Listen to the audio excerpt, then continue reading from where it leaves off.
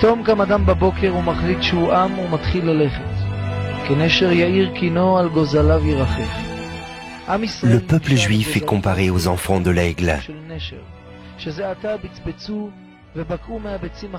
Ils naissent aveugles, faibles et endormis. Dieu est comparé à l'aigle, qui vole haut dans le ciel et surveille son nid, perché au bord de la falaise. Les oisillons, comparés au peuple juif, sortent de l'œuf, regardent aux alentours, mais ne voient rien. Ils ne connaissent pas encore leur Père, celui qui les a créés, celui qui les nourrit, celui qui les protège. L'aigle veut revenir dans son nid, mais il a un problème, car s'il revient subitement, de par sa grandeur et sa prestance, les oisillons auraient peur et n'auraient pas la force de l'accueillir.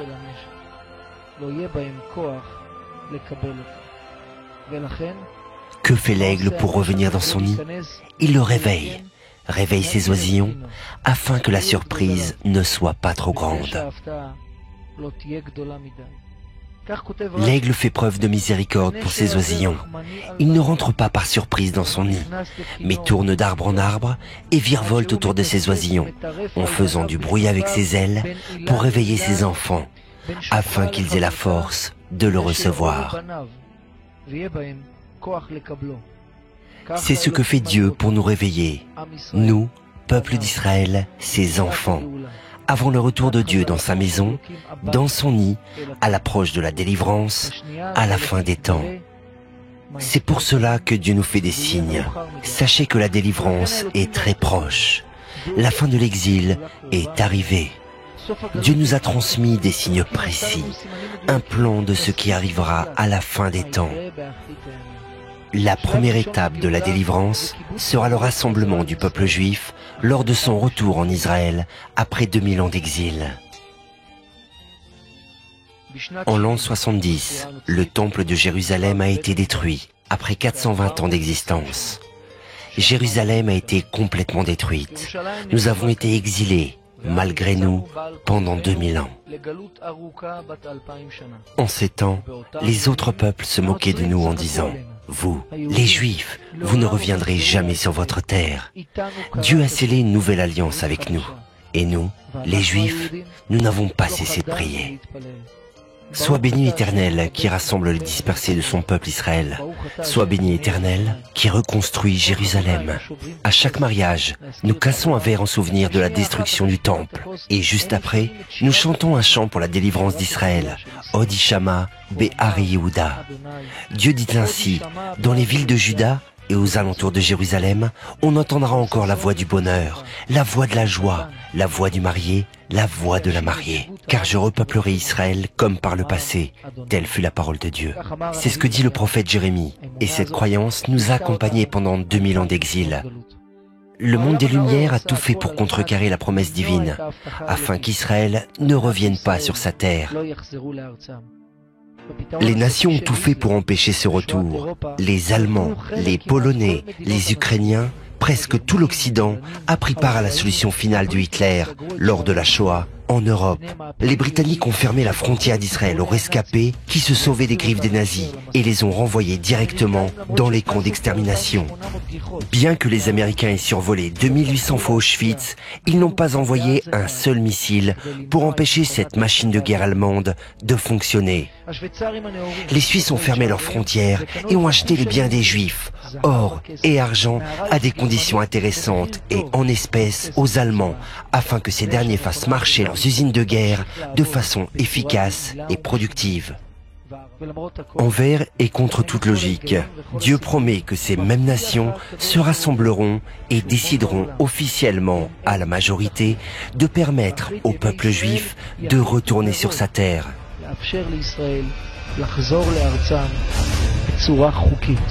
You all know how to vote. Those who are in favor will say yes, those who are against will say no. And the abstainers always they know what to say.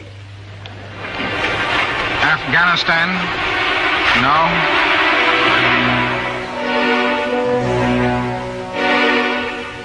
Belgium, yes. Bolivia, yes.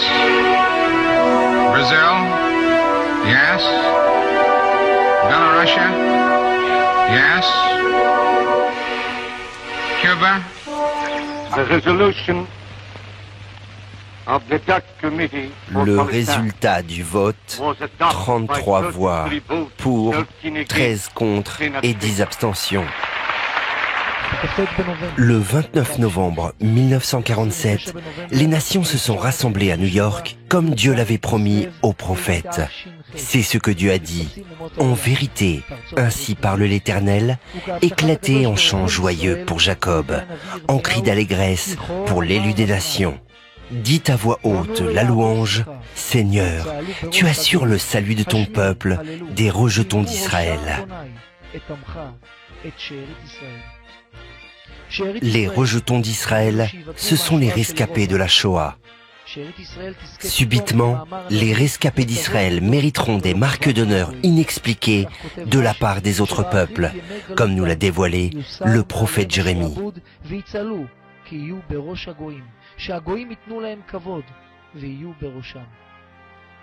Pourquoi cela? Comment se fait-il que soudainement, le comportement des peuples se renverse et qu'ils donnent leur accord aux Juifs de retourner sur leur terre? Grâce à quoi?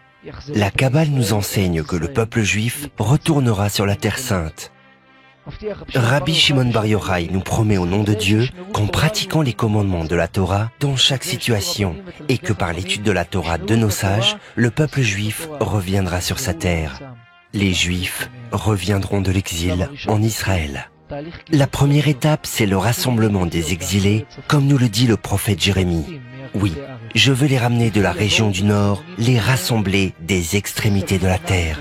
Accueille-moi de nouveau, je « à toi, car toi seul seras mon Dieu. » Et le prophète Isaïe d'annoncer « Je dirai au nord, donne, au sud, ne les retiens pas, ramène mes fils des pays lointains et mes filles des confins de la terre. » Dieu nous ramène à notre sainte terre, et nous sommes comme de petits oisillons qui ne voient rien, comme l'oisillon qui sort de son œuf et ne voit pas qu'il l'a créé. Pour lui, il n'y a pas de justice ni de juge. Pour lui, tout est permis. Il ne comprend pas l'existence de la protection divine, car elle est cachée. Et pourquoi Dieu ne se dévoile-t-il pas? Si Dieu se dévoilait, cela aurait été trop facile d'être bon. Dans les psaumes, le roi David dit « Dieu observe du ciel les êtres humains pour voir s'ils recherchent vraiment leur créateur. Dieu attend de voir si l'homme intelligent et cultivé arrive à comprendre qu'un monde si beau et perfectionné puisse avoir un créateur. Car l'homme doit chercher son créateur. En effet, peut-il y avoir un plan sans architecte? De l'ordre sans quelqu'un qui ordonne? Un chef-d'œuvre sans artiste? Des bâtiments sans architecte, des lois de la nature sans législateur. Qui a instauré les lois de la nature? Le lever et le coucher du soleil, les 4 saisons, l'énergie, l'atome, la mort, la vie, créée par hasard, par une simple explosion? Et d'une explosion qui détruit, qui pourrait créer la vie? Et subitement, la vie, les hommes ont poussé par enchantement. Des lions, des éléphants, des girafes, des singes, des oiseaux, des vaches, des chevaux, une multitude d'espèces qui viendraient d'une simple explosion. Dans les livres de Kabbale, Rabbi Moshe Chaim Luzzatto explique qu'il existe un phénomène où l'homme s'aveugle intentionnellement. L'homme comprend intellectuellement qu'il se trompe et qu'il poursuit une voie sans issue. Mais il préfère fermer les yeux et ne veut pas réfléchir. Il préfère prendre part à la course effrénée du monde. Il préfère prendre les choses telles quelles. C'est plus facile et plus agréable.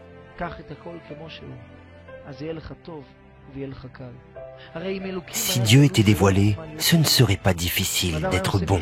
Celui qui ferait une mitzvah verrait immédiatement la récompense en recevant des millions. Celui qui ferait une faute subirait immédiatement la punition en étant brûlé. Dans ce cas de figure, il n'y aurait eu ni gentils ni méchants. Il n'y aurait eu que des gens gentils qui comprendraient leur intérêt à faire des mitzvot. Les sots ne se tromperaient d'ailleurs que très rarement, car ils comprendraient immédiatement leur erreur. Dieu nous fait savoir que le monde, olam en hébreu, vient du mot elem, caché. Dieu se cache et l'homme doit le trouver. Dieu a donné la terre d'Israël avec l'accord des Nations Unies. Dieu attendra 40 ans pour que l'on se réveille, afin que l'on comprenne qu'il y ait un créateur, une main qui dirige ce monde. Le roi David nous enseigne que pendant 40 ans, Dieu nous enverra de petits coups pour réveiller nos cœurs. Il y aura des guerres, mais nous serons vainqueurs. Dieu se dit, ils se trompent de chemin, mais ils vont se réveiller. Après ces 40 ans, si nous ne reconnaissons pas notre Créateur, la route sera sans issue. Il n'y aura aucune solution, ni politique, ni militaire, ni économique et sociale. La seule solution sera de crier vers Dieu, notre Père qui est au ciel. Première étape, l'intifada. Nous aurions pu penser que tout cela n'est pas vrai, mais Dieu annonce la vérité. 40 ans précis, 17 Kislev, le jour du vote des Nations Unies à New York. 40 ans après précisément, le 17 Kislev 1987, la première intifada commença en provenance de Gaza, où 60 000 habitants lanceront des pierres sur l'armée de Tsahal. L'intifada commença d'un simple accident de camion, où un Israélien renversa une voiture palestinienne qui causa 4 morts palestiniens. La rue palestinienne dénatura l'événement en accusant Israël d'un acte volontaire. À la fin de l'enterrement, la population commença à se rassembler et à se diriger vers les barrages de l'armée israélienne. Des milliers de personnes, hommes, femmes, enfants, jeunes et vieux, ont lancé des pierres sur les soldats. Les soldats ont tiré en l'air pour les éparpiller. Mais malheureusement, rien n'a pu stopper ce déchaînement de violence. Ils criaient « Djihad, djihad, guerre sainte ». Djihad, djihad, guerre sainte. La violence a enflammé toute la bande de Gaza pour un combat contre Israël. La population commença à s'armer. Les soldats ont essayé de se défendre au corps à corps. Les militaires ont reçu l'ordre du commandement de repousser la population de façon pacifique. Ils sont rentrés dans Gaza avec des jeeps et des chars pour essayer de mettre de l'ordre. Sur place, ils ont eu affaire à des milliers de jeunes qui leur envoyaient des pierres et des cocktails Molotov. Les soldats se sont reçus des pierres en pleine figure.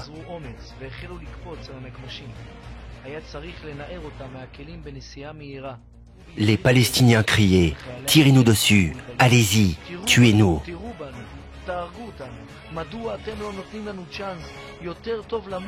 Les militaires décidèrent de ne pas réagir. Ils restèrent cachés dans leur jeep sous une pluie de pierres. Personne ne nous avait appris à réagir face à des gens qui souhaitaient mourir. Le chef de l'état-major Dan Shomron dit « En 2 semaines, tout sera réglé. » Et le général Ehud Barak, c'est une mission facile. Tsahal va gagner. Jusqu'à aujourd'hui, les flammes ne sont toujours pas éteintes. Nous avons tout essayé. Balles en caoutchouc, jets d'eau, matraques, gaz lacrymogène, arrestations, négociations. Nous avons même signé les accords d'Oslo. Nous leur avons donné une chance. On leur a construit un État palestinien indépendant.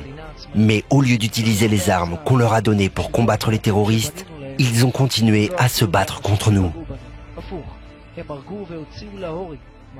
Nous leur avons donné des armes, des jeeps, des moyens pour combattre de nuit. Nous avons construit un mur pour se protéger des attentats. Nous leur avons donné la bande de Gaza en expulsant de force les Juifs qui y habitaient. Nous avons libéré des terroristes, mais sincèrement, et à notre grande déception, rien n'a servi à stopper le combat qu'ils mènent contre nous. Et la situation se dégrade de jour en jour. Malgré le retrait d'Israël de la bande de Gaza, des milliers de roquettes sont envoyées de Gaza sur les villes d'Israël.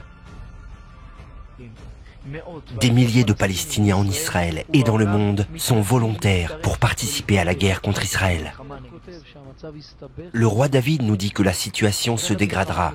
À la fin des temps, la façon de combattre contre nous sera sur le mode des kamikazes, des shahids. Comme nous le dit le roi David, Ils m'entourent et combattent comme des abeilles. Lorsque Dieu a dit cela, il y a 3000 ans, ils se sont moqués. Si tu veux imaginer une guerre, parle de lions, d'ours, de tigres. Mais pourquoi parler des abeilles? Rachi explique, comme une abeille qui pique et meurt de suite. Eux aussi, ils attaquent et en meurent. L'abeille, c'est les kamikazes, les shahids. Deuxième étape, le Hamas.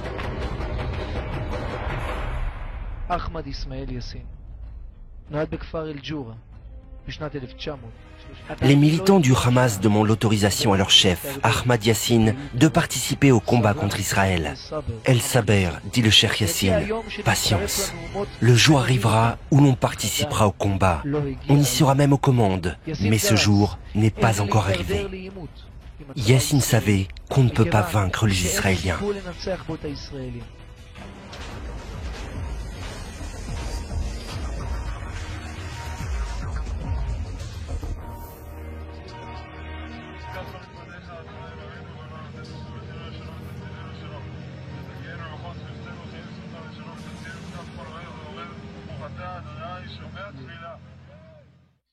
Le Cheikh Yassine explique à ses fidèles qu'on ne peut pas vaincre les Israéliens.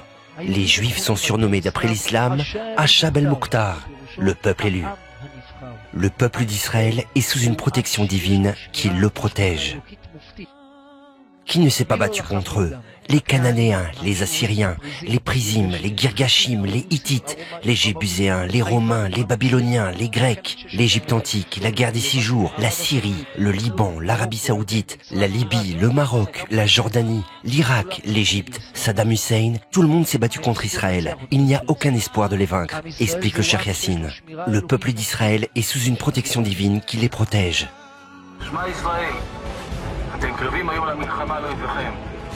אל ירחם בבכם, אל תראו ואל תחפזו ואל תעשו מפניהם. כי אדוני אלוהיכם ההולך עמכם להילחם לכם אויביכם, להושיע אתכם.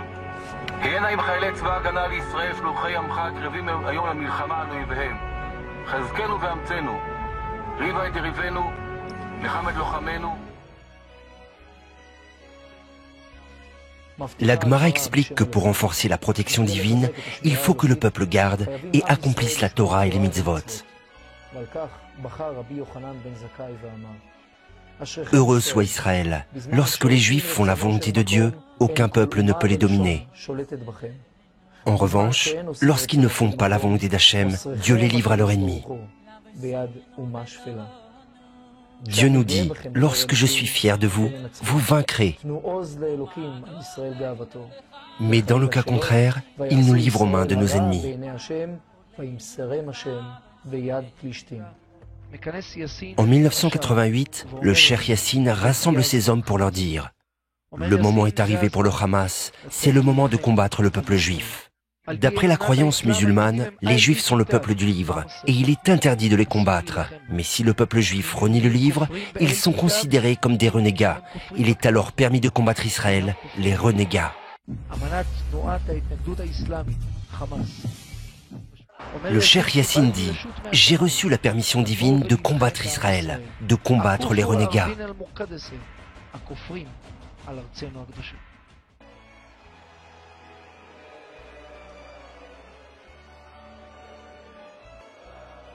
Israël est le peuple élu. Mais si Israël n'applique pas les mitzvot, s'il s'éloigne de Dieu, il n'est plus considéré comme le peuple du livre. C'est alors la guerre sainte des Moudjahidines, la guerre contre les renégats.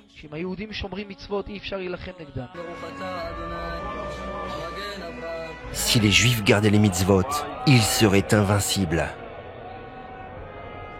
2 roquettes sont tombées sur Ashdod. Il n'y a pas de dégâts et personne n'a été touché.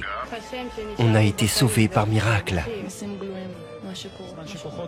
C'est le quotidien du peuple juif, des miracles. חמאס ירה בשעה האחרונה 6 רקטות קראט. איש לא נפגע ולא נגרם נזק. איש לא נפגע ולא נגרם נזק. איש לא נפגע ולא נגרם נזק. אין נזק ואין נפגעים. הרקטה פגעה בשטח פתוח ולא נגרם נזק. בנפילות האחרונות באשדוד אין נפגעים. שלא היו נפגעים בכלל. Le compte à rebours pour Israël touche à sa fin. Et Dieu, notre Père, veut revenir à la maison, mais dans son nid. En ces jours, les Juifs deviendront sages et intelligents. Ils n'auront plus besoin d'autres signes, ils sentiront que la fin est proche. Ils reviendront vers Dieu et mériteront la Géoula, la délivrance finale. Il y aura d'autres Juifs qui ne comprendront rien et continueront à suivre la course effrénée de la vie. Pour donner à tout le monde une dernière occasion de comprendre, Dieu créera une réalité très compliquée. Tout va s'écrouler sous nos yeux, comme un château de cartes.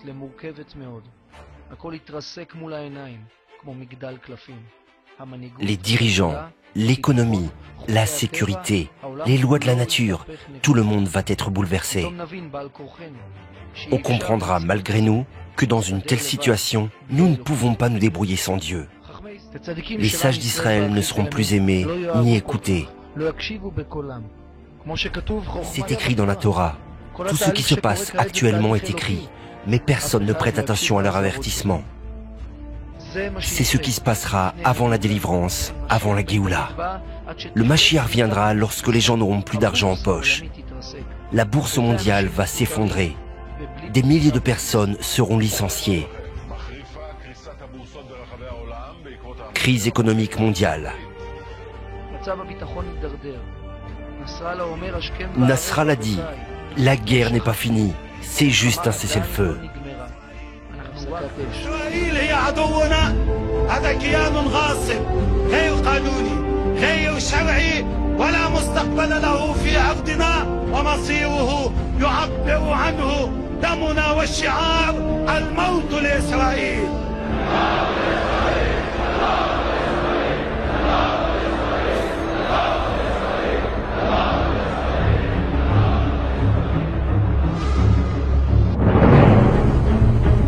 اسرائیل از صحنه روزگار حذف نشود این فریادها به قوت خود باقی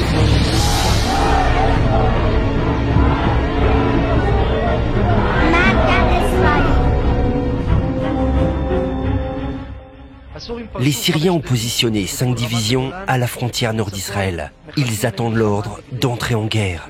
L'Égypte et Gaza se sont unis et se préparent contre nous. Que doit faire Dieu pour que l'on se réveille? Même les Arabes israéliens se révoltent contre nous. Akko, Kfar Saba, Jaljoulia, les intifadas, les attentats aux tracteurs en plein Jérusalem.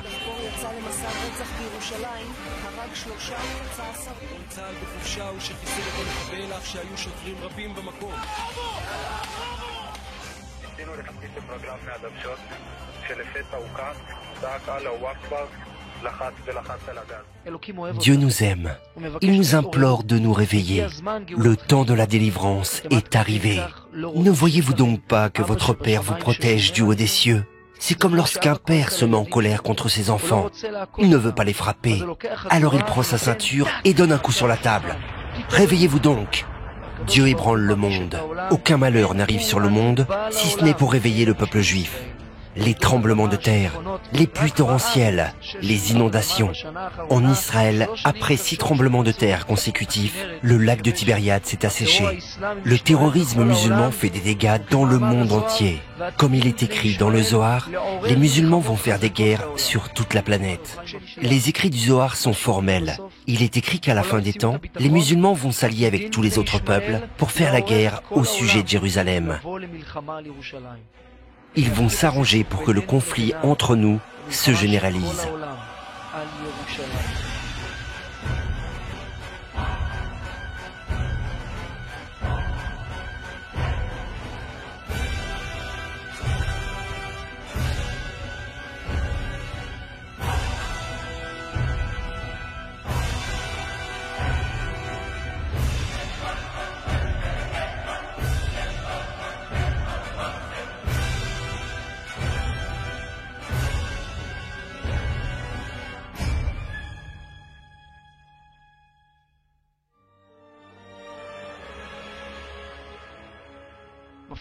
La Gemara nous assure que c'est la fin des temps. Dieu nous a assez secoués. Il va se dévoiler au peuple juif et au monde entier. La Gemara nous enseigne aussi que le Mashiach se dévoilera lorsqu'il y aura un dirigeant qui décrétera des lois aussi dures que celles d'Aman et que le peuple juif reviendra à Dieu. Aman habite en Perse. Il avait projeté d'exterminer le peuple juif. La Gemara nous promet qu'avant la délivrance finale, un nouveau Aman voudra exterminer en un seul jour le peuple juif et que les nations, comme d'habitude, ne réagiront pas.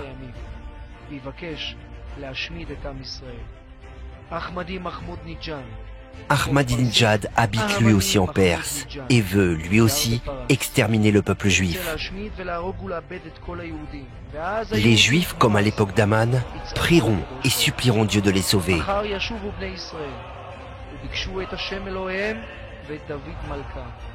Dieu se dévoilera et protégera ses oisillons, le peuple d'Israël.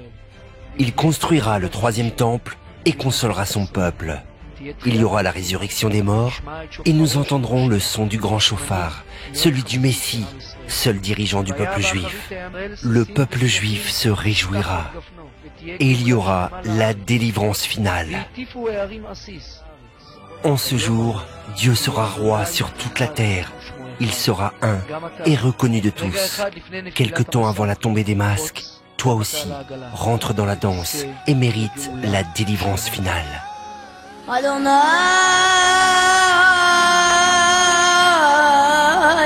Melech, Adonai Melech, Adonai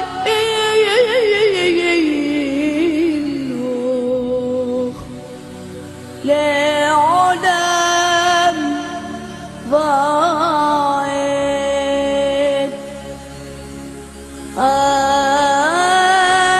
Adonai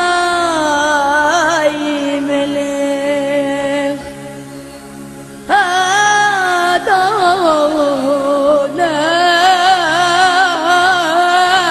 Melech, Adonai Eloh, Le'olam